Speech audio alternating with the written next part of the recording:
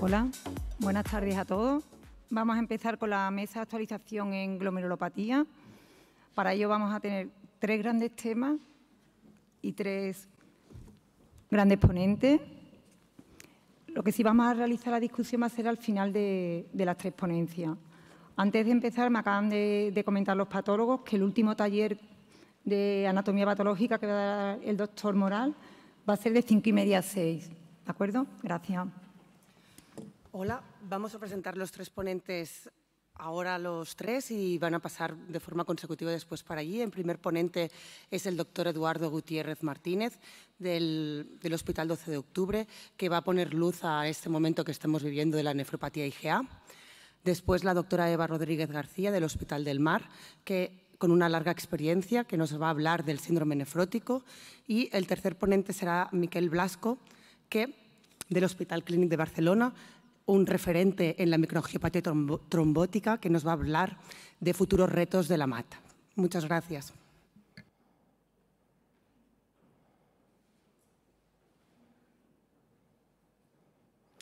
Bueno, buenas tardes. Muchas gracias por la invitación para hablar de un tema que, como los que me conocéis un poco más, pues siempre me ha gustado mucho, que es la nefropatía IgA, ¿no?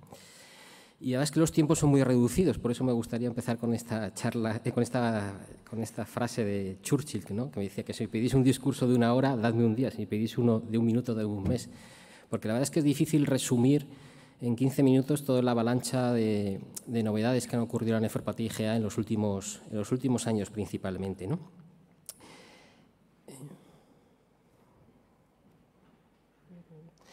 Una de las preguntas que yo, antes de entrar directamente en el tratamiento, va a haber una serie de premisas. Yo creo que una de las cosas que siempre nos planteamos cuando nos encontramos con una nefropatía IgA es por qué es tan difícil encontrar un tratamiento homogéneo en una nefropatía IgA, ¿no? Y una de las respuestas quizá la podemos encontrar en la pintura. Y es que igual que Monet pintó la Catedral de Rouen durante varios años, consiguió hacer diferentes versiones, más de 30 versiones, y aunque la esencia de la catedral no cambiaba, cada cuadro era diferente. Y esto en parte es debido a que no existían 2 cuadros iguales, ¿no? Y esto yo creo que ocurre un poco con la nefropatía IgA. Como todos ustedes saben, hay muchas formas de presentación clínica, hasta 8 o 9 formas de presentación clínica. Por un lado están los extremos, aquellas formas que se presentan no de forma muy benigna o aquellas que se presentan de forma muy agresiva, pero el principal montante son aquellas formas que se presentan habitualmente con cierto grado de insuficiencia renal a la presentación, con proteinuria moderada y con un curso lentamente progresivo, ¿no? Y esos son probablemente ese 40 o 50% que son los que realmente surgen dudas a la hora de abordajes terapéuticos dirigidos, ¿no? Siempre hemos tenido una visión muy centrada en la proteinuria. Yo creo que eso siempre ha estado bien, sobre todo a raíz de los trabajos de Daniel Catran y Reich en el registro de Toronto. Pero yo creo que probablemente tengamos que dar un paso más allá e ir incluyendo con el tiempo nuevas variables en la toma de decisiones de tratamiento. Uno puede ser la clasificación histológica, que yo creo que luego haré una referencia a ella, y algunos elementos que definen intrínsecamente a la enfermedad, como la presencia o la cuantía de la hematuria, ¿no?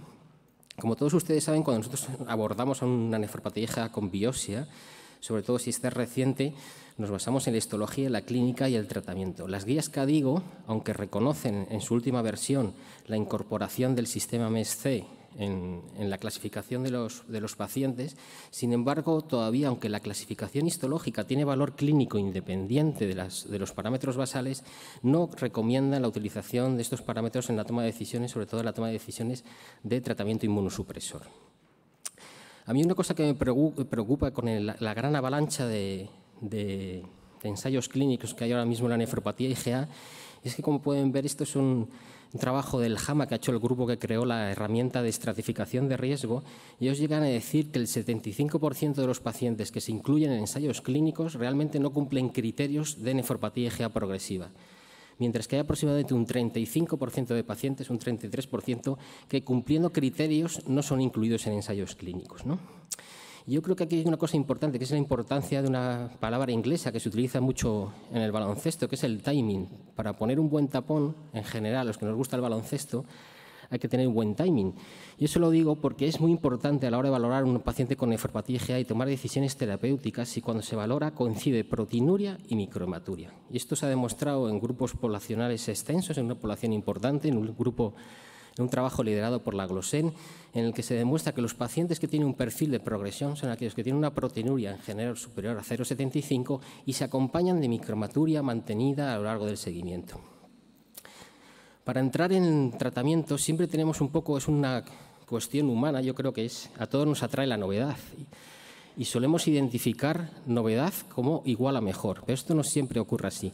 Y me gustaría que mis dos primeras diapositivas dirigidas al tratamiento estuvieran enfocadas en dos trabajos antiguos y yo creo que de gran relevancia. Uno es un trabajo publicado cuando yo era residente, creo R2, en el 2003, hace ya casi 20 años, y es que es la primera vez que se demuestra de manera prospectiva cómo el tratamiento con IECA tiene un beneficio claro, ya no solo en la reducción de la proteinuria en los pacientes con nefropatía IgA, sino en la evolución de los pacientes hacia la enfermedad renal crónica terminal, a igualdad de presión arterial y pacientes, como pueden ver en la tabla, con proteinuria relativamente elevada. Y hay un concepto que se ha introducido en el último congreso de la ASN, que siempre lo hemos comentado en nuestro servicio referente a la nefropatía IgA, es que la nefropatía IgA consideramos que puede ser una enfermedad, en cierto modo, una enfermedad en la que el endotelio tiene un gran protagonismo.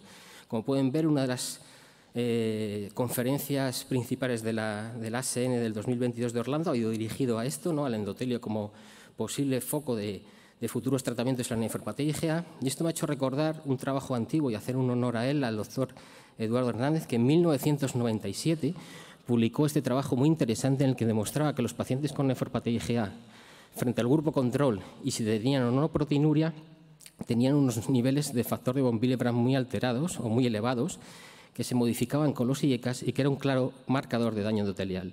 Esto ha sido publicado también en algún grupo posterior e incluso grupos de anatomía patológica que han demostrado que el endotelio es, digamos, un target muy importante en el tratamiento de la nefropatía IgA. En lesiones histológicas, como pueden ver, el endotelio es protagonista. Esto me sirve para introducir los nuevos fármacos que ya conocen, los inhibidores de la endotelina. Los primeros estudios se hicieron con Sistasestan, que no se autorizó a pesar de su buen beneficio por hepatotoxicidad, y posteriormente los dos fármacos que ahora disponibles o en ensayo clínico, la Trasentan y el Sparsentan. Como saben, no son fármacos iguales. El Trasentan tiene un efecto inhibidor directo sobre la endotelina A, mientras que el Sparsentan también tiene un efecto dual sobre la endotelina y el receptor de angiotensina 2. Muchos estudios están en marcha. El estudio ALEGN, que está en marcha en España y que han participado muchos centros.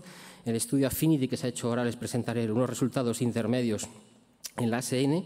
Y el estudio PROTECT, que fue uno de los estudios en los que se demostró una reducción más marcada de la proteinuria, un 49,8%, cuando se comparaba con Irbesartan, que yo creo que son resultados, como pueden ver a la derecha, muy interesantes a 36 semanas, y dos estudios en marcha para pacientes incidentes Spartan y para pacientes pediátricos como es el EPIT. En el americano se ha presentado un estudio intermedio de los resultados con la Trasentan, en los que también se demuestra una reducción significativa de la proteinuria. Como no, habría que nombrar el subanálisis del estudio DAPA-CKD, que como pueden ver incluye una población muy importante de paciente asiático, como saben tiene un comportamiento clínico más agresivo, con una proteinuria significativa ya con insuficiencia renal y la mayor parte de los pacientes estaban recibiendo Biniaca hora 2. Es un estudio muy exitoso en el que se consiguió una reducción media de un 26% de la proteinuria.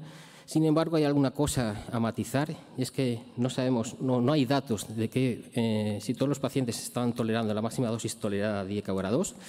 Y una crítica que se ha hecho, que yo creo que es importante, y es que el grupo control de los pacientes del DAPA-CKD fueron especialmente mal, ¿no? Es como si todos los pacientes hubieran sido japoneses, hubieran tenido lesiones de proliferación extracapilar y mucho daño túbulo intersticial, ¿no? Por tanto, pero es una nueva alternativa que surge en los últimos años y que es muy interesante a la hora de tratar pacientes con nefropatía IgA. Un tratamiento yo creo que es bastante interesante y que yo he preguntado y que mucha gente ha pasado desapercibido es la posibilidad de utilizar una especie de inmunomodulador como es la hidroxicloroquina. La hidroxicloroquina tiene un efecto directo sobre el Toll-like receptor 9 que está muy implicado en la producción de April y, por tanto, de la producción de IgA hipoglicosilada y podría ser una alternativa interesante en un grupo de pacientes con el bloqueo tanto intracelular del receptor Toll-like receptor 9. Solo hay un trabajo prospectivo randomizado, solo en población asiática, en el que se demuestra una reducción muy significativa de la proteinuria, en torno a un 48%, cuando se utilizan diferentes pautas de hidroxicloroquina ajustada a función renal e incluso con una reducción no significativa de la micromaturia.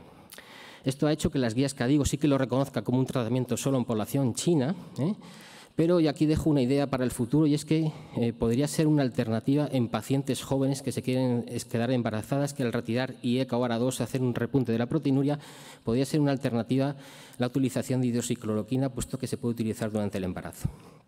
Como no, como todos ustedes saben, existe una asociación bastante estrecha entre alergia intestino-renal. Les pongo otra vez como nueva referencia el baloncesto, y esta es la cancha de los Boston Celtics, que aproximadamente mide 425 metros cuadrados, que es la superficie más o menos que tiene el intestino.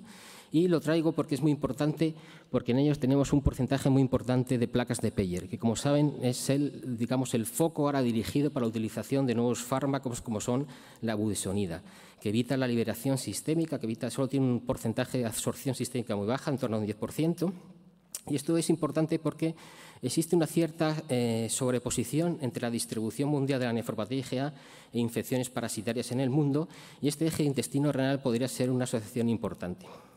Ha sido publicado recientemente, ahora el 18 de octubre, de manera online, los resultados del estudio NEFIGAR, que como saben es la continuación del estudio NEFIGAN, que bajo mi punto de vista han sido un poco decepcionantes, porque aunque baja la proteinuria aproximadamente un 27-28%, con un mantenimiento del filtrado glomerular, como pueden ver en la gráfica inferior, este mantenimiento del filtrado glomerular se separan más las curvas cuando la proteinuria es superior a 1,5 y se juntan cuando es inferior a 1,5. Por lo tanto, parece ser que la proteinuria puede modular la respuesta a la budesonida, pero sin embargo en el estudio para mí tiene algunos defectos, y es que siguen sin especificar por qué esta budesonida modificada es mejor que la budesonida que utilizamos habitualmente, por ejemplo, en digestivo. No se especifica en qué lugar actúa.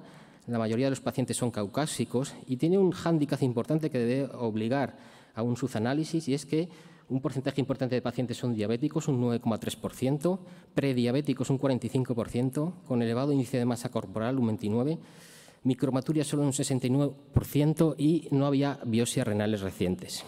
En el Congreso se va a presentar esta experiencia del Hospital de Vallebrón, que yo creo que si luego lo podemos discutir, son 14 pacientes que se utilizó budesonida, yo creo que la de liberación intestinal, intesticol o lentecor, 9 miligramos, con una respuesta favorable aproximadamente de un 50% de reducción de la proteinuria a 6 meses, aunque luego se pierde este efecto a los 12 y 24 meses hasta un 28 o 30%. Aunque voy mal de tiempo, el tratamiento inmunosupresor en la nefropatía IgA, dirán por qué les pongo este salmón, y es porque el salmón tiene una gran capacidad odorífera, una capacidad de recuerdo, y siempre ha existido la tendencia de que en los pacientes que se trataban precozmente cuando tenían lesiones agudas con esteroides se mantenía su efecto mantenido durante largo tiempo, ¿no? Esto lo demostró Rosana Cobo, lo escribió Rosana Cobo en esta editorial hace aproximadamente ya pues unos 10 años, y es una cosa interesante a tener en cuenta a la hora de abordar tratamientos inmunosupresores. A la hora de utilizar esteroides hay algunas pistas. Una, por ejemplo, que se debe utilizar, probablemente la mayor respuesta se obtiene en pacientes que tienen poco daño tubulointersticial. En muchos estudios ya se dice que aquellos pacientes que tienen un T2, por ejemplo, no se deberían utilizar terapias muy agresivas. Y una cosa interesante también es identificar nefropatías IgA agresivas. Como ustedes saben, en el 12 de octubre siempre hemos tenido un poco la tendencia a utilizar la combinación esteroides-micofenolato como ahorro de esteroides. Este es un estudio que definimos como nefropatías IgA agresivas, aquellas que perdían más de 10 mililitros minuto durante un año. Y como pueden ver, tiene una serie de pistas. Son pacientes con comportamiento agresivo. El 90% eran T0 y el tiempo que se tardó en iniciar la inmunosupresión fue bastante corto, aproximadamente 4 meses, con resultados muy favorables con una modificación del slow de la creatinina después de iniciar el tratamiento. Y para ir concluyendo, como no, mencionar el sistema del complemento, que como todos ustedes saben, está muy implicado en la nefropatía IgA. El factor H y el factor H-related, la alteración del factor H-related, los niveles elevados, hace que el factor H se inhiba y se ponga en marcha todo el mecanismo del complemento. Además, una cosa interesante es la asociación entre daño endotelial, activación del complemento y alteración de la coagulación, que es un tema muy poco estudiado en general. También ocurre esto a nivel incluso tubular. Y como pueden observar, hay nuevos fármacos bloqueantes del complemento que pueden actuar a diferentes niveles. Hay resultados, sobre todo a corto plazo, de los inhibidores del factor B y de los inhibidores del MAS2, que ahora les presento. Esto se ha presentado en la reciente ASN, en el que la utilización de iptacopan en un número pequeño de pacientes, aproximadamente 25 pacientes frente a placebo, se conseguía una reducción de la proteinuria aproximadamente de un 41% a los 6 meses. Hay que tener en cuenta que es un bloqueante de utilización por vía oral, que lo que nos da bastante manejo. En cuanto a otro bloqueante específico, que es el inhibidor del MAS2, que es una parte efectora muy importante de las vías de las lectinas, que ya saben que están muy activadas en la nefropatía IgA, sobre todo cuando están implicadas mecanismos desencadenantes como son las infecciones, se conseguía, sobre todo a las 54 semanas, una reducción del 61% cuando este fármaco actuaba específicamente sobre el MAS2. Pero una de las preguntas es si se debe utilizar bloqueantes del complemento en todos los pacientes, porque no en todos los pacientes se activa el complemento en la nefropatía IgA. Probablemente en el futuro asistamos a la utilización de nuevos marcadores, como son tanto a nivel sérico como histológico, probablemente la incorporación incluso de marcadores de activación del complemento a nivel urinario.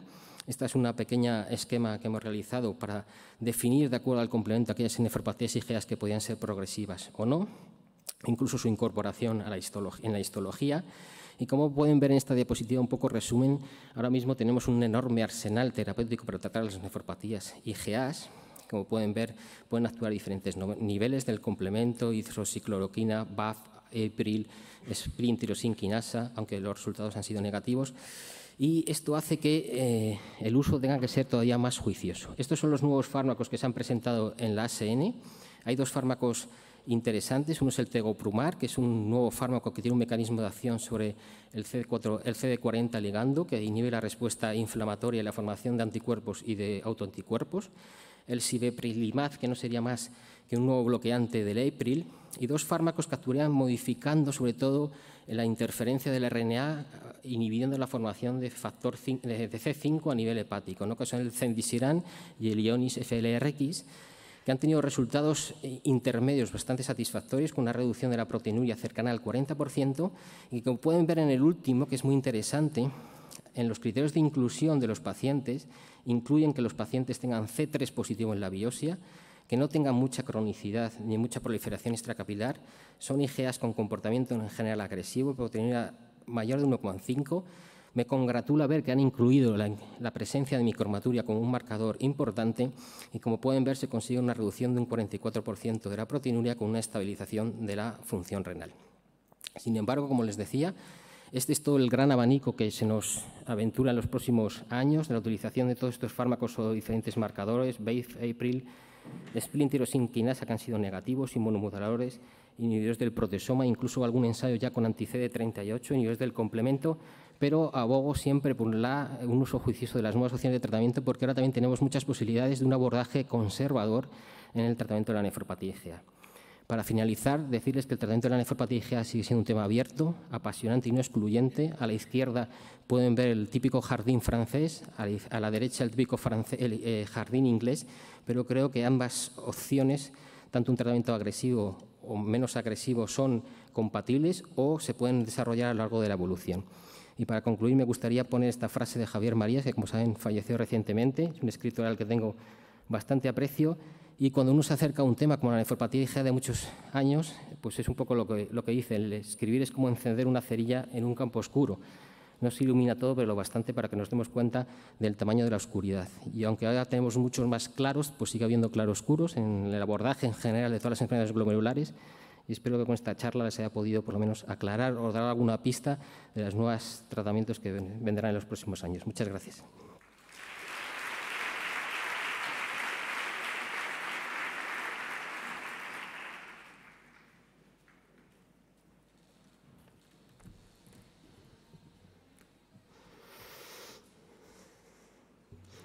Hola, buenas tardes. Antes de empezar, quisiera agradecer a los organizadores que me hayan invitado a formar parte de este simposium, y yo os voy a hablar del síndrome nefrótico idiopático, córtico-sensible, córtico-resistente y córtico-dependiente, que es el título que me dieron. A ver si conseguimos que pase. Vale. No tengo conflictos de interés para esta charla y este es el guión que vamos a seguir. Me gustaría empezar intentando sustituir un concepto clínico clásico como síndrome nefrótico idiopático por el término podocitopatía. Utilizar este término nos va a ayudar a localizar la lesión glomerular, a explicar los mecanismos etiopatogénicos y posiblemente a explicar, por lo menos en parte, la variabilidad en la respuesta a esteroides que muestran estos pacientes. Todos sabéis que las podocitopatías son un grupo de enfermedades glomerulares en las que de manera directa o indirecta se produce un daño en el podocito. Esto va a producir la proteinuria, habitualmente síndrome nefrótico y en algunos pacientes enfermedad renal crónica. Recordemos que, por lo menos hasta ahora, sabíamos o pensábamos que no había depósitos inmunes en estas enfermedades. Las podocitopatías incluyen la enfermedad por cambios mínimos y la glomerulosclerosis focal y segmentaria, aunque cada vez hay más nefrólogos que abogan porque incluyamos o tengamos en cuenta la esclerosis mesangial difusa y la glomerulopatía colapsante como entidades propias. Para complicarlo un poco más, tenemos evidencias de que podemos tener podocitopatías en el seno de enfermedades sistémicas autoinmunes. Un ejemplo sería la podocitopatía C1Q en el contexto de un lupus. Así que tenemos 4 patrones histológicos diferentes que forman parte del mismo espectro de la enfermedad y es muy posible que los cambios mínimos y la glomerulosclerosis formen o representen los extremos de este mismo abanico. Estas enfermedades se producen por distintas noxas y por distintos mecanismos que dañarán el podocito y este además va a responder de una manera diferente a estas agresiones. En la figura que tenéis a la derecha, fijaros que es muy ilustrativa, tenéis los 4 patrones histológicos y en círculos concéntricos de fuera a adentro tenemos los factores de riesgo que todos conocemos y las distintas causas que siempre tenemos que descartar en estos pacientes. Recordemos en una única diapositiva que estas causas son distintas si hablamos de infancia o de adultos. En la infancia es más frecuente que haya mutaciones en los genes de los podocitos o mutaciones sindrómicas y es un factor de riesgo por todos conocidos nacer o tener una baja masa renal, mientras que en los ancianos o en los adultos el factor de riesgo más importante es tener una pérdida de estas nefronas por diabetes, por envejecimiento, por hipertensión, por daño mantenido. En esta diapositiva os muestro una prevalencia a nivel mundial de las 2 enfermedades. Esto procede de datos de registros propios de cada país. Es meramente orientativa porque no hay datos de todos los países. Y fijaros la prevalencia tan elevada de la enfermedad por cambios mínimos en Australia y en África, mientras que la glomerulosclerosis focal y segmentaria es muchísimo más prevalente en Estados Unidos. Nosotros tenemos datos propios, datos procedentes del registro de glomerulonefritis de la SEN, estos son los del 2019, y fijaros que independientemente del grupo de edad que miremos, las 2 enfermedades, los cambios mínimos y la focal y segmentaria, son la segunda y tercera causa más frecuente de síndrome nefrótico en nuestro medio. Vamos a hablar un poco de la etiopatogenia de estas enfermedades. Parece que la progresión desde el glomérulo normal hasta que tengamos una glomerulosclerosis depende del número de podocitos que hemos perdido, que vayamos perdiendo, y de cómo responde la célula epitelial parietal a esta agresión. En caso de que tengamos una podocitopatía y tengamos una pérdida de podocitos, fijaros que los podocitos restantes pueden hipertrofiarse y las células epiteliales parietales tienen una capacidad de diferenciación y de actuación como de progenitores de podocitos.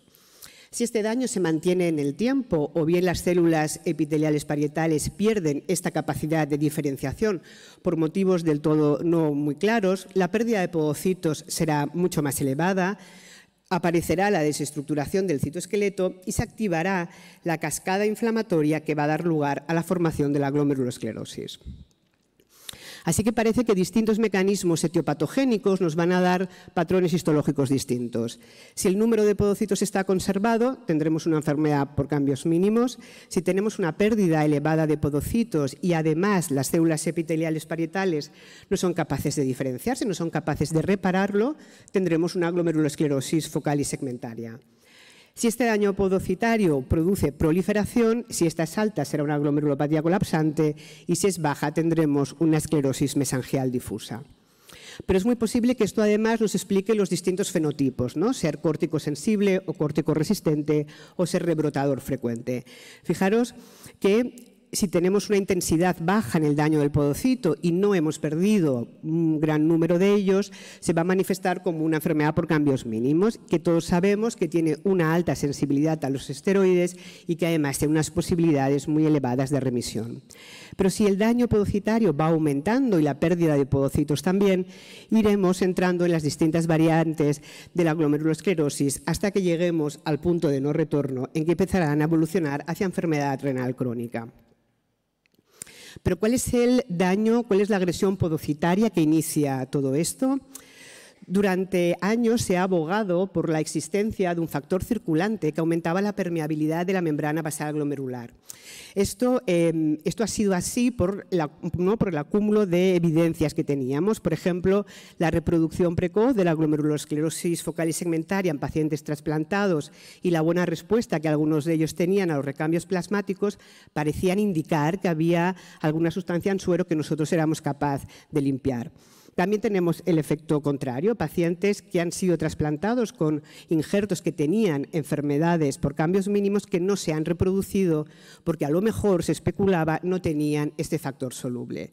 Se han estudiado muchos, posiblemente los más prometedores han sido la citoquina 1 cardiotrophin-like, el SUPAR, la IgG anti-CD40 y la IgG anti-UCHL. A día de hoy no podemos decir que ninguno de ellos sean responsables de la enfermedad, pero sí sabemos que están muy implicados en los mecanismos que activan el daño podocitario. Durante los últimos 30 años hemos considerado que esta era una enfermedad mediada por linfocitos T, pero recientemente cada vez está cobrando más relevancia el papel que tienen los linfos B en la patogénesis de estas enfermedades. Sabemos que el rituximab y el ofatumumab inducen remisiones mantenidas en niños, y estos son dos medicamentos que sabéis que son anti-CD20. Tenemos datos de buena respuesta también en adultos, aunque sean datos prospectivos no randomizados. Y esto lo podemos acumular con la evidencia clásica en que todos sabíamos que este síndrome nefrótico idiopático podía aparecer en el seno de enfermedades linfoproliferativas o de linfoma de Hodgkin y también en infecciones por Epstein-Barr, donde la célula B tiene un papel predominante. Fijaros que en estas situaciones los linfocitos B pueden actuar de distintas maneras, ¿no? Hay un mecanismo por formación de anticuerpos patogénicos y fijaros que forman, ¿no?, anticuerpos antinefrina, de los que luego hablaremos, las IgG anti-CD40, que hemos nombrado como posible factor soluble, y las IgG anti-UCHL1. Pero también pueden producir una IgM hiposilada, que sabemos a día de hoy que actúa directamente en los linfocitos T, haciendo que sean resistentes a la acción de los esteroides. Los linfos B tienen acciones directas independientemente de la formación de anticuerpos. Por ejemplo, son capaces de aumentar la secreción de CD23, el cual estimulará el BAFF y la liberación de interleuquina 21. Por último, parece que los distintos fenotipos de las células B en adultos o en niños, que son distintos, podrían explicar las diferentes respuestas a los esteroides que hay entre los distintos grupos. Pero es posible que haya una etiología autoinmune, es posible que además tengamos anticuerpos en estas enfermedades. En esta gráfica podéis ver la nefrina, ¿no? La nefrina es la gran proteína transmembrana que se localiza en la hendidura diafragmática y que se encarga de mantener los procesos podocitarios unidos entre los podocitos vecinos. De manera muy reciente se ha publicado este artículo en el JASN, un artículo bastante importante en el que se estudia una cohorte de pacientes con enfermedad por cambios mínimos, la cohorte Neptuno y luego los pacientes propios de cada 4 de los centros que han participado, y los autores describen que casi un 30% de estos pacientes tienen anticuerpos IgG contra la nefrina. Describen que estos anticuerpos IgG antinefrina no aparecen en población sana y tampoco en otras enfermedades glomerulares como por ejemplo la membranosa. Ellos dicen que la titulación de estos anticuerpos se relaciona con la actividad de la enfermedad, de tal manera que cuando el paciente está activo en rojo tiene una titulación muy elevada de anticuerpos, y fijaros que cuando está en remisión en azul prácticamente desaparecen. Hacen un trabajo muy interesante sobre la anatomía patológica y lo que enseñan es esta foto de la IgG que de hecho es una foto clásica que todos conocemos, ¿no? Todos hemos estudiado que la enfermedad por cambios mínimos podía tener un depósito punteado granular de IgG sobre los podocitos, pero hemos considerado que esto era un atrapamiento, ¿no? La teoría es que las células glomerulares dañadas exponían epítopes y ahí quedaba atrapada esta IgG.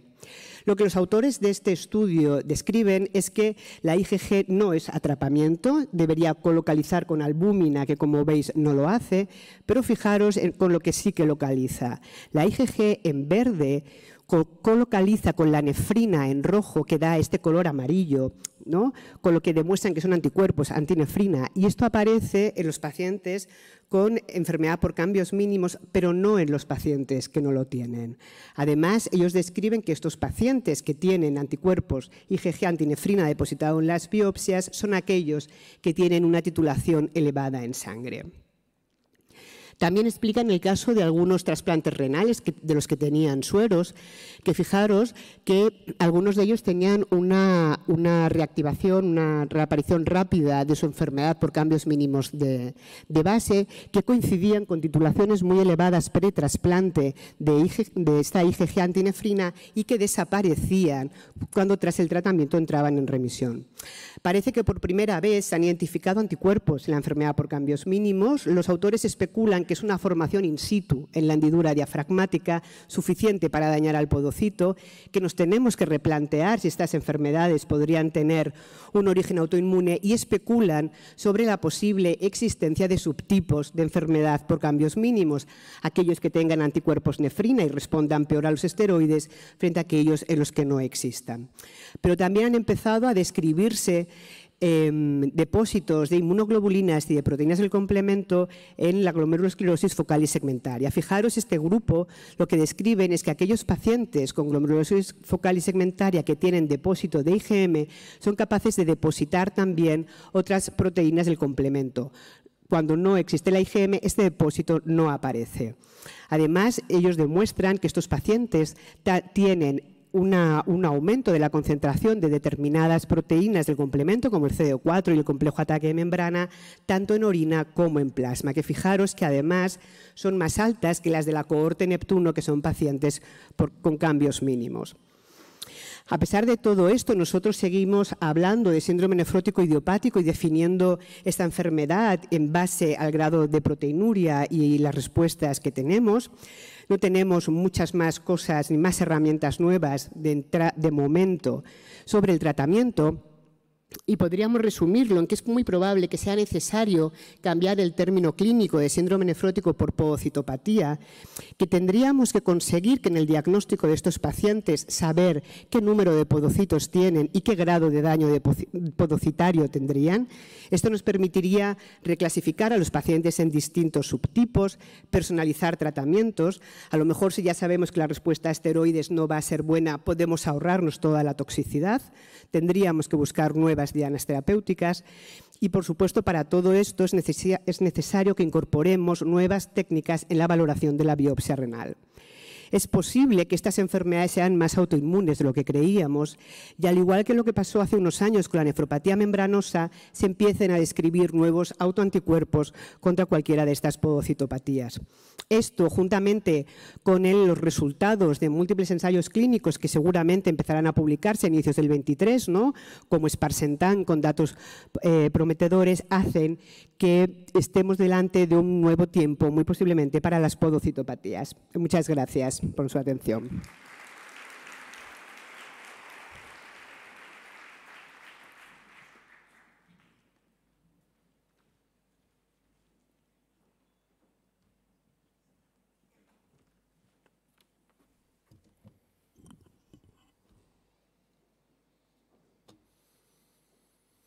Muchas gracias a la organización por la oportunidad. La verdad es que en las últimas décadas los nefrólogos hemos aprendido a identificar o a sospechar la lesión que vemos en pantalla, una microangiopatía trombótica, y de hecho ha habido grandes avances en el manejo de las mismas. Pero a mí me gustaría en los siguientes 15 minutos centrarme más en los retos que aún tenemos en las mismas.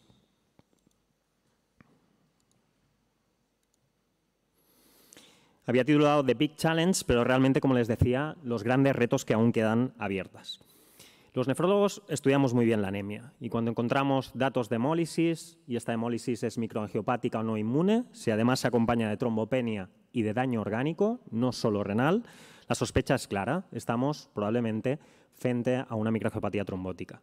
Y si tenemos que explicarlo pues a nuestro hijo de 5 años, le diremos, pues mira, en los vasos pequeños hay una lesión en su pared que se llama endotelio, que ejerce un efecto llamada, unas células que son las plaquetas, que forman trombos con fibrina, y eso nos explica la presentación clínica. Una anemia hemolítica microangiopática, porque los hematíes se rompen al pasar, un consumo de plaquetas y el daño orgánico de los órganos afectos, y a esto, a nivel histológico, le llamamos microangiopatía trombótica.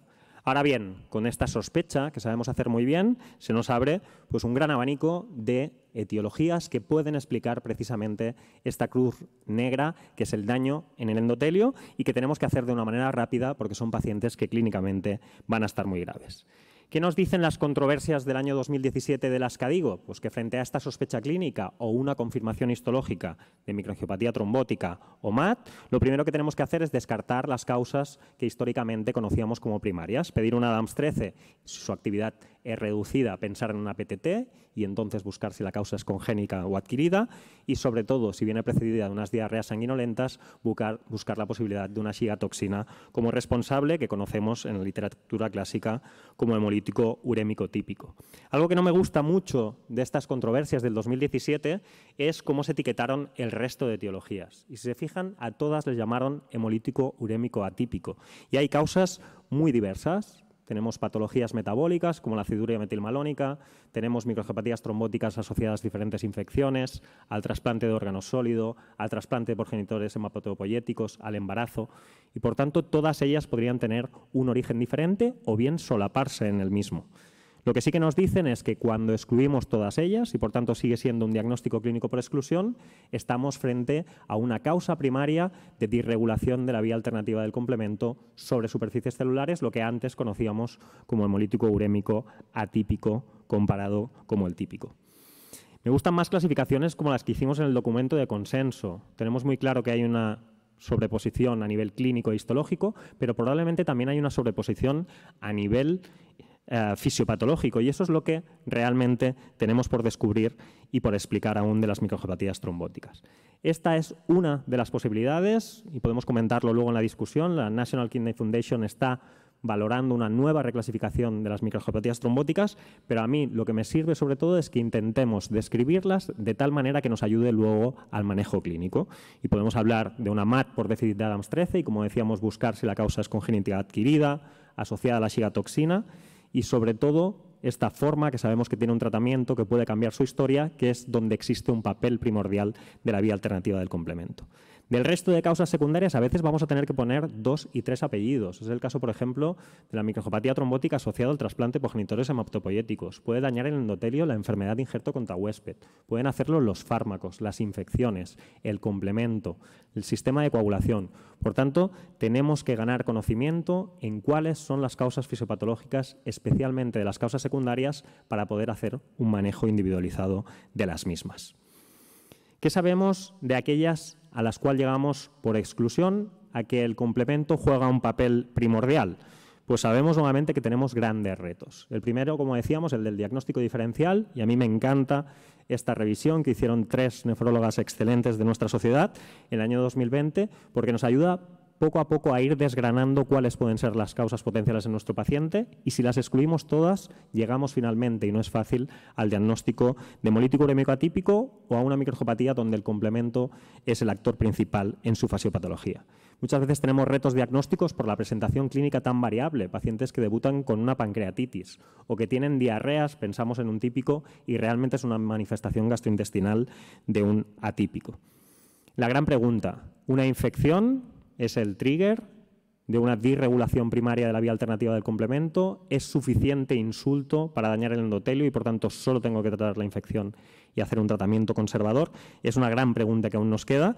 Y en el reto de hemolítico urémico atípico, hacer un diagnóstico exclusivo para intentar reducir tiempos diagnósticos y, por tanto, empezar un tratamiento de manera efectiva. No tenemos test diagnósticos aún que permitan este diagnóstico exclusivo. Si encontramos la genética al cabo de unos meses nos ayuda, pero no siempre es positiva, al igual que los anticuerpos antifactor H. Y nuevamente, a veces nos ponemos nerviosos porque tampoco tenemos biomarcadores de respuesta más allá de la respuesta clínica. Si se recuperan las plaquetas, si mejora la hemólisis, si más a corto, medio, largo plazo recupera la función renal. Por tanto, uno de los grandes riesgos es validar biomarcadores que nos ayuden no solo al diagnóstico, sino también al pronóstico y a la respuesta a los diferentes tratamientos disponibles.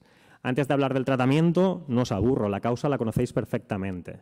Es una disregulación, y esto nos lo explica muy bien el doctor Rodríguez de Córdoba, de la vía alternativa del complemento, que acaba en qué. Independientemente de la mutación que tengamos, o que tengamos anticofactor H, o que no estén presentes, todo acaba en lo mismo. Una activación de la fase efectora o terminal, la rotura de C5, por tanto, generación de inflamación a través de C5A, y sobre todo este ensamblaje de C5B con las diferentes proteínas hasta formar el complejo de ataque de membrana, que es el que daña el endotelio y dispara la lesión de microangiopatía trombótica.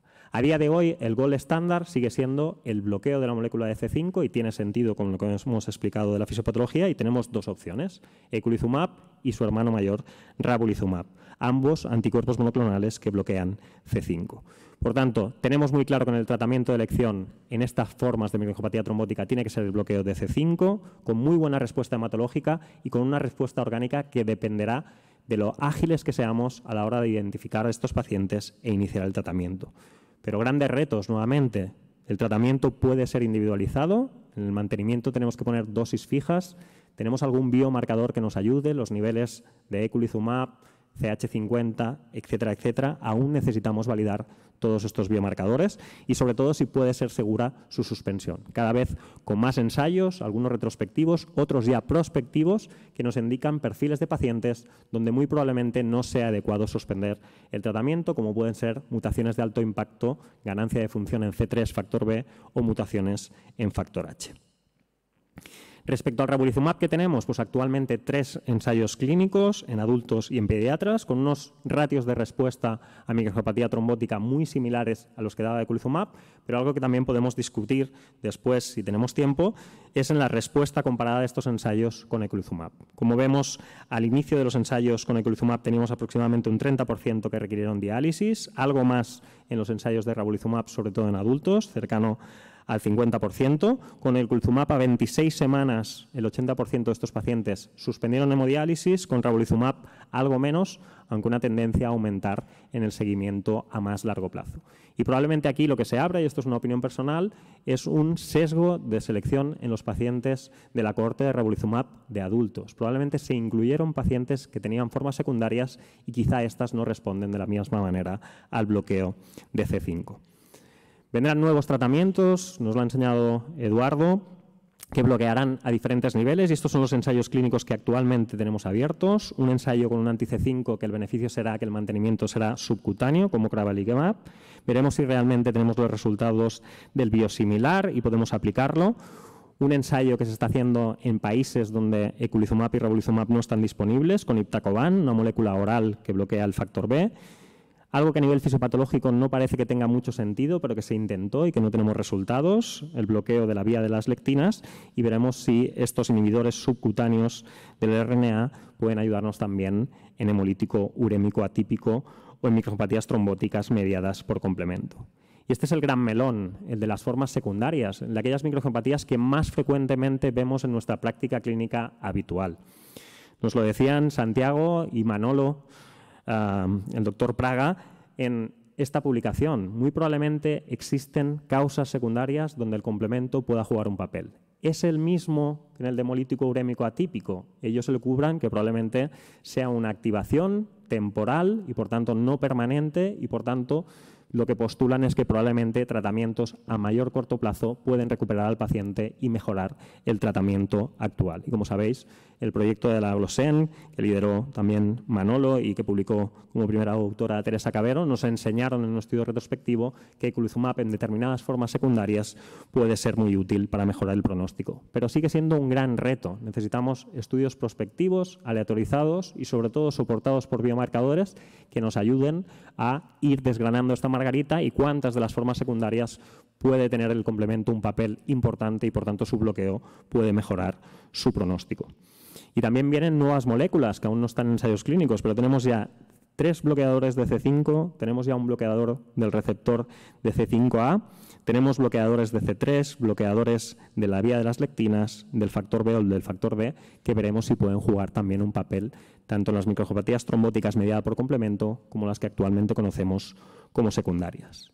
En conclusión, y esta es una diapositiva que enseñé recientemente en un curso de la CLOMCAT, en esta sala que es enorme hay mucho amor en el aire por el glomérulo, pero también nos encontramos frecuentemente con la microangiopatía trombótica en nuestra práctica clínica habitual y seguro que con iniciativas, como siempre, lideradas por la Glosén, podemos mejorar el conocimiento que actualmente tenemos.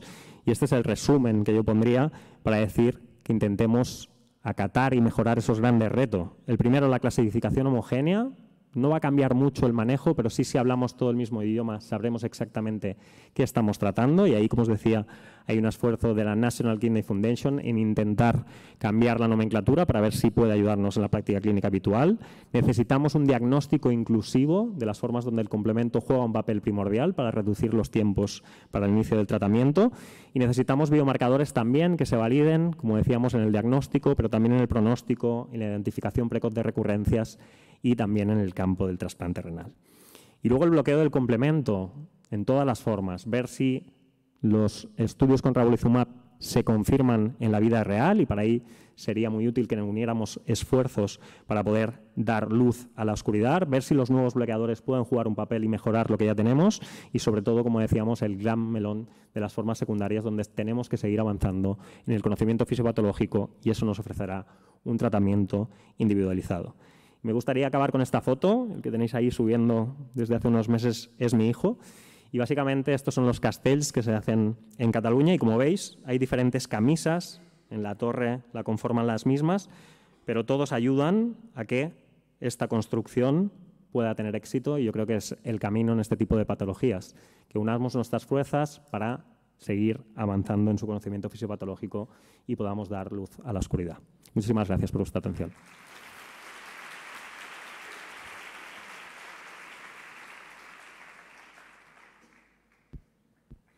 Se abre el turno de preguntas después de estas tres impresionantes ponencias. Ahí tenéis los micrófonos. Bueno, mientras alguien se dirige al micrófono, haremos la primera pregunta.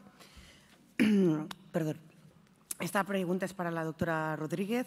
Bueno, las tres charlas interesantísimas, felicitaros a los tres. Y quería preguntar si existe en este momento la posibilidad de tener el anticuerpo antinefrina para poder utilizarlo en nuestra práctica clínica, y si no tenemos este anticuerpo, tendríamos otros, ¿qué mecanismos tendríamos para poder valorar esto mismo? Bueno, Elena, el anticuerpo antinefrina, de hecho, en el artículo del Jason, ellos describen cómo lo han hecho, es decir, es suyo, pero yo estoy segura que faltarán muy pocos meses para que eso se comercialice en un kit de LISA, que es lo que ellos hacen, ¿no? Que es lo que los autores han hecho, y seguramente se pondrá a la venta.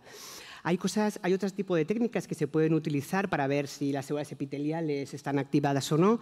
Por ejemplo, hay técnicas de inmunohistoquímica. El grupo del doctor Segarra ha publicado recientemente un artículo súper bonito en una cohorte, de hecho es un multicéntrico, en una cohorte de pacientes con enfermedad por cambios mínimos, tanto niños como adultos, y ellos tiñen las células epiteliales parietales con CD44, y esto les da un fenotipo de diferenciación, hace que es un marcador de migración, y que sean capaces de formar matriz, ¿no? Los pacientes que responden mal a los esteroides y los niños que necesitaron biopsia porque habían ido mal tenían una gran cantidad de tinción de CD44, que por ejemplo podríamos utilizarlo. Pero hay montones de marcadores, ¿no? Para podocitos sanos y para células epiteliales, y es cuestión de ir mirándolo. Hay mucho descrito de esto en modelos básicamente murinos, básicamente en ratas. Sí. Bueno, enhorabuena a los tres ponentes, muy buenas las presentaciones. Y quería hacer una pregunta y un comentario a Eduardo y a Eva, empezando por Eduardo, que has hecho una revisión fenomenal de las múltiples alternativas que tenemos en la IgA, pero que es curioso que todas ellas marcan un descenso de proteinuria, antiendotelina, anticomplemento, y están saliendo cosas muy interesantes, ¿no? Pero la reflexión que me gustaría saber tu opinión al respecto es que no tenemos una definición de remisión de la nefropatía IgA. Yo en un enfermo con nefropatía IgA me quedo tranquilo cuando tengo una proteinuria de menos de 0,5, 0,75 y un sedimento limpio. Si empiezo un tratamiento de estos con 3 gramos de proteinuria y baja un 40%, pues me quedo en 2 y pico, que está muy distante de esa remisión. Entonces, ¿no habría que cambiar un poco la mentalidad y buscar en estos ensayos una definición de remisión, que es lo que estamos buscando además en la práctica clínica, ¿no? ¿Qué piensas? Sí, totalmente de acuerdo. Además, la primera diapositiva sobre los IECAS del 2003, he puesto la gráfica porque es un trabajo de hace 20 años y es el único trabajo que tiene una gráfica de evolución de la función renal definida como duplicación de la creatinina o entrada en diálisis. Es el único trabajo de hace 19 años que hace referencia a eso. El resto, como podéis ver, pues si uno extrapola, da igual poner narsoplimab, porque te baja un 50% a los 54 semanas, que poner un ISGLT2 según eso. Entonces, yo creo que hace falta, por un lado, trabajos a más largo plazo que definan la evolución de la función renal definida como incremento de la creatinina de un 50%, un 100% e ir a diálisis, entrada en diálisis. Y la otra cosa, yo desde hace prácticamente 2 años, en mis pacientes con nefropatía IgA pongo si están en remisión parcial, bajo mi punto de vista, o en remisión completa. Porque yo creo que eso es importante. Igual que las membranosas son un poco más todo o nada, es decir, estás en remisión parcial o en remisión completa, la nefropatía IgA a veces es más difícil de definir. Pero si yo tengo un paciente con una proteinuria inferior a 0,5 y sin micromaturia, con estabilidad de función renal, yo considero que esos pacientes se deberían incorporar y poner en los criterios de inclusión de los trabajos que esos pacientes cumplen criterios de remisión completa. Si el paciente tiene, por ejemplo, función renal, eso no está por definir, no está definido en ningún estudio. El único estudio que ha definido lo que es una IgA progresiva es el modesto estudio que publicamos en el CKJ, que decía que se definía como IgA progresiva aquellos que perdían más de 1 mililitro minuto mes, más o menos, o más de 10 mililitros minuto año, ¿no? Pero en general no hay una definición, ¿no? Y yo creo que eso además da tranquilidad al clínico. Es decir, si tú tienes un paciente que estabilidad de función renal, micromaturia que desaparece y proteinuria entre 0,7 y 1 o 1,5, pues a lo mejor hay que ser conservador, ¿no? Entonces yo creo que eso es fundamental en la nefropatía IgA, que a mí me parece que es un tema que no se ha abordado ni siquiera en ninguna guía, ni en ningún foro, ni en nada, ¿no? Mira, podemos un nuevo estudio de la Glosen, estudiar criterios de definición de remisión completa y parcial, y empezamos a trabajar, ¿verdad? No, yo creo que sí. es un tema que a mí siempre me ha sorprendido. Yo ya lo pongo en mis informes, pongo en remisión completa, remisión parcial o no respuesta a tratamiento, porque me parece que es importante estratificar a tus pacientes a la hora de tener en la cabeza si va a ser candidato a un ensayo clínico, por ejemplo, ¿no? Porque a mí una de las cosas que me parece que deberían cambiar y que adolecen los ensayos, los últimos que os he presentado en la ASN, es que da igual que bloquearte el complemento con iptacopan, teniendo una creatinina normal, una proteína de 1,2 sin micromaturia. Entonces, a mí me sorprende que esos pacientes puedan entrar en un ensayo clínico de bloqueo del complemento, porque probablemente con ajuste del sistema renina-angiotensina, añadir un ISGLT2, un inhibidor de la endotelina en el futuro, o bajando peso, probablemente no necesiten un bloqueante del complemento, ¿no? Que a mí es una cosa que siempre me sorprende. Bajada de peso, 40% asegurado de reducción de proteinuria. Muy bien. Bueno, y para Eva, que es fascinante toda esta historia de los anticuerpos antinefrina, y es una vía muy prometedora, ¿no? Pero parece que se está arrinconando un poco lo del factor circulante, ¿verdad? Factor circulante, sobre todo en los casos corticoresistentes y en las recidivas rápidas, inmediatas, después de un trasplante renal. Y esa evolución clínica va mucho más a favor de la presencia de un factor circulante que de un anticuerpo que tiene una capacidad de acción tan fulminante, ¿verdad?, de producir inmediatamente un síndrome nefrótico y que además responden a las plasmaféresis, ¿no? Entonces, ¿qué piensas tú de eso? Sí, eso es una pregunta muy, muy interesante. La verdad es que todos pensamos que tiene que haber un factor circulante, por lo menos en la glomerulosclerosis focal y segmentaria, pero de todos los que se han estudiado, ninguno de ellos nos ha demostrado a día de hoy que lo pueda ser. Es verdad que los anticuerpos antinefrina ahora mismo solo se han descrito en cambios mínimos, ¿no? Y además en un 30%, que no sabe, que son los que van mal, ¿no? Los que respondían mal a esteroides. A lo mejor en otros grupos de cambios mínimos existen otros anticuerpos distintos, como, ¿no?, un poco el símil sería la membranosa, y en la glomerulosclerosis focal y segmentaria lo que por ahora se ha visto es esta IgM que arrastra un poco de complemento. A lo mejor es que hay más, ¿no? Hay muchas más cosas que nos toca averiguar y que nos toca investigar, segurísimo, porque lo que sabemos es muy poco de cómo se originan estas pogocitopatías. Miki, yo quería preguntarte tu experiencia con el cultivo de células endoteliales y el C5b9 en la microangiopatía secundaria a la hora de dirigir el tratamiento con terapias anticomplemento. Bueno, es una pregunta muy buena. A nosotros el cultivo de célula endotelial y el depósito, la cuantificación de C5b9 comparado con controles nos ha ayudado mucho siempre que hemos tenido un diagnóstico clínico por exclusión de hemolítico urémico atípico. Y ese es el trabajo que hicimos en colaboración. Y eso es lo que han publicado luego el grupo, sobre todo de Holanda, y previamente el grupo de Bérgamo. En las formas secundarias cuesta mucho más. Y yo creo que ahí sí que nos tendríamos que centrar e individualizar. Es decir, yo creo que no es lo mismo un trasplante de médula ósea que lo que vivimos nosotros en el trasplante renal. Las noxas son diferentes y probablemente a nivel fisiopatológico es diferente. Hemos analizado casos muy graves asociados a microangiopatía trombótica de trasplante de órgano sólido y parece que el depósito es evidente. Ahora, sacar conclusiones de si un potencial bloqueo puede ser útil, yo creo que se las darán los ensayos que ahora hay abierto con ravulizumab. En otras formas secundarias, el ensayo con ravulizumab está cerrado y ahí es donde creo que tenemos que aunar esfuerzos.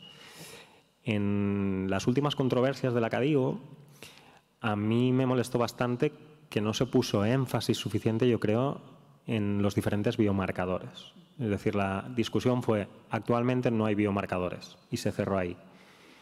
Y yo creo que si seguimos por ese camino, en las próximas controversias de aquí 3 o 4 años, cuando toque, seguiremos con la misma duda. Es decir, necesitamos validar esos biomarcadores que de forma individual en determinados centros funcionan. Hay centros donde, por ejemplo, utilizan el C5b9 soluble en el trasplante de médula ósea y parece que el bloqueo les resulta. Falta refrendar esos estudios con estudios aleatorizados. Pero yo creo que todo lo que tenemos disponible ahora, tanto en plasma, ensayos funcionales, como ahora también en orina, que empiezan a salir estudios muy interesantes, nos tenemos que ponerle las pilas y hacer lo necesario para intentar validarlo. Y eso es un esfuerzo que tenemos que hacer entre todos, si no, no saldrá. Preguntas, ¿sí? Quería agradecer a todos los ponentes las charlas porque realmente han sido magníficas. Mi pregunta va dirigida a Eduardo. De hace 10 años tenemos la clasificación MES. Se puso mucho empeño en hacer una validación clínica de datos histológicos. Parecía que por ahí íbamos a ser capaces de identificar pacientes de distinta evolución y ahora las CADIGO desaconsejan utilizar esta clasificación con criterios terapéuticos. ¿Ya tú crees que ni siquiera necesitamos medir en las biopsias el MES? Yo sigo pensando que el MES es muy útil por dos motivos fundamentales. Uno, porque tuvo valor clínico independiente de los valores basales clínicos y, por otro lado, porque nos sirve para estratificar a los pacientes. Es decir, que todos los pacientes tengan una clasificación de estratificación con un índice kappa tan elevado como tiene la clasificación de Oxford, yo creo que es importante para la validación. A mí me parece que la histología sigue siendo importante en la IgA y cuando tienes un paciente en el que empiezas con tratamientos conservadores, con bloqueo del sistema de angiotensina, isogeleteros, etcétera, etcétera, aquellos que tienen una histología, digamos, menos bondadosa, podemos decir, son aquellos pacientes que ya tienes en la recámara para la posibilidad de utilizar tratamientos inmunosupresores en el futuro, ¿no? A mí me parece que la histología en la nefropatía IgA sigue dando bastante información y es más, te diría que yo creo que la histología sigue siendo pobre porque deberíamos incorporar, como ya demostró Mario Espinosa, el C4D e incluso deberíamos incorporar nuevos marcadores, ¿no? C3 que sí se hace habitualmente, pero la incorporación también incluso de marcadores de activación del complemento. Yo creo que eso es importante porque nos puede dar incluso para la inclusión en ensayos clínicos, aquellos pacientes que tengan una activación muy importante del complemento en la biopsia, probablemente sean pacientes que se puedan beneficiar incluso pues, de un bloqueante oral del complemento, ¿no? O sea, que es una alternativa interesante a largo plazo, incluso en pacientes con trasplante renal, que como sabéis la recidiva es muy alta, ¿no? Yo creo que la histología en la nefropatía IgA no se debería abandonar, incluso yo creo que se debería ser más exhaustivo y más minucioso en la descripción de las características histológicas de estos pacientes, ¿no? Incluso yo creo que incluso hasta aventuraría la inclusión de marcadores específicos de daño endotelial, ¿no? Porque yo sigo pensando que en la nefropatía IgA, diferente de otras entidades glomerulares, el endotelio tiene un papel fundamental. De ahí que haya muchos casos que asocien daño de microangiopatía, hipertensión arterial maligna, que es una asociación muy interesante con la nefropatía IgA, ¿no? Muchas gracias por tu respuesta, pero solo una pequeña matización. Por ejemplo, en los pacientes con vasculitis, el C3D, que marca muy bien vía alternativa del complemento, solo el 50% de los pacientes en biopsia renal eran C3D positivo.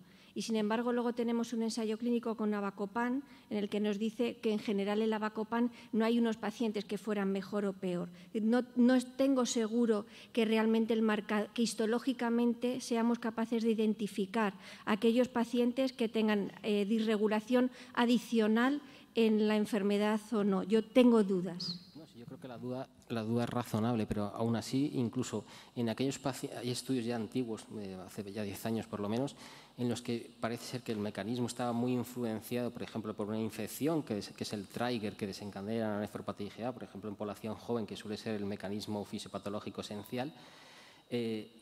Aquellos pacientes que tenían un marcaje muy importante de MBL en la biopsia renal eran pacientes que tenían un comportamiento clínico mucho más agresivo, ¿no?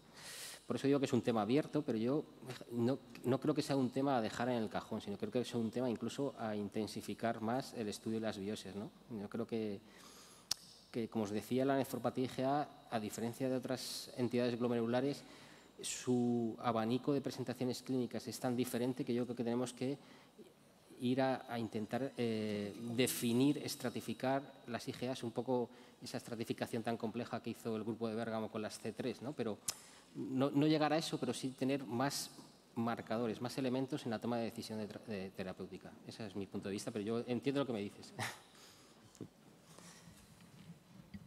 Desgraciadamente tenemos que dar por finalizada esta mesa. Agradeceros vuestra asistencia y felicitar de verdad a los tres ponentes por tan impresionante ponencia. Muchísimas gracias.